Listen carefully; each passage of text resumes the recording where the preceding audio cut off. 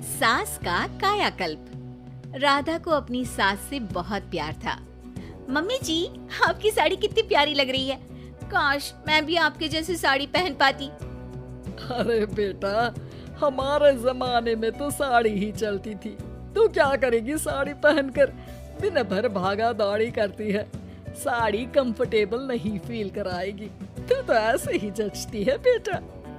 राधा सास को लेकर घूमने जाती, सैर करती और उनसे खूब बातें किया करती थी। एक दिन, अरे राधा और माँ सुनो, अब हम लोगों को बम्बई चलना पड़ेगा।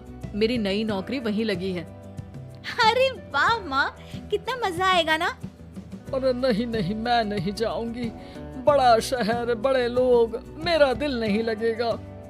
अरे माँ, मैं हूँ ना आपके साथ। और सारा परिवार बड़े शहर में शिफ्ट हो जाता है। एक दिन, राधा, तू भी अब नौकरी में जाने लगी है।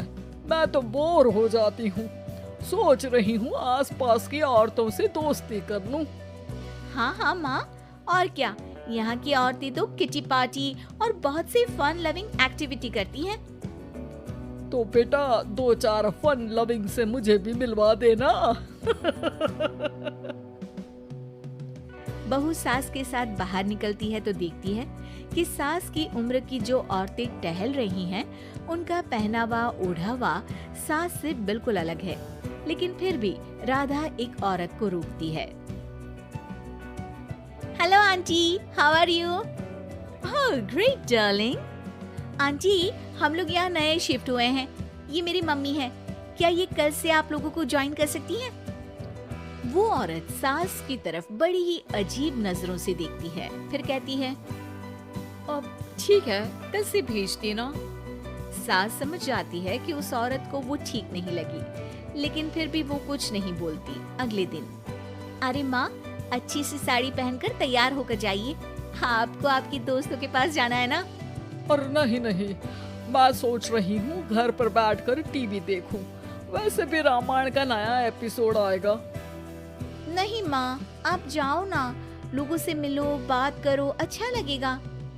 ना चाहते हुए भी सास उन लोगों के पास जाती है, लेकिन सभी सास से बुरा व्यवहार करते हैं। सास मुंह लटकाकर घर आ जाती है। बहू समझ जाती है कि सास को कुछ हुआ है। वो रोज सास को पार्क में भेजती, लेकिन सास रोज मुंह लटकाकर वापस आ जाती। क्या हुआ माँ, आप बाहर जाकर खुश नहीं होती हैं? अरे बेटा, खुश तो हूँ, लेकिन क्या माँ? आपको तो लोगों से मिलना, बातें करना अच्छा लगता था। मैं देख रही हूँ कि आजकल आप बाहर से आती हैं तो परेशान सी दिखती हैं। सास कुछ नहीं कहती, अपने कमरे में चली जाती है। अगले दिन राधा चुपके से सास के पीछे पार्क में जाती है। हेलो, कैसे हैं आप लोग? एक औरत मुंह बनाकर साइड हो जाती है।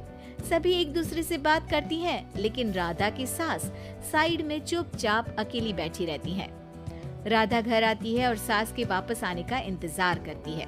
सास मुंह लटकाकर घर आती है। अरे मम्मी जी, तब से इंतजार कर रही हूँ, जल्दी तैयार हो जाइए, मार्केट जाना है। राधा सास को लेकर बाजार जाती है और उन्हें कुछ मॉडर्न कपड़े दिलाती है। अगले दिन सास उन कपड़ों को पहनकर पार्क में जाती है। Oh my God, you are looking gorgeous. Beautiful top. कहाँ से लिया? Hey, मेरे घर में कल किटी है, तुम जरूर आना। अजीब औरतें हो तुम लोग।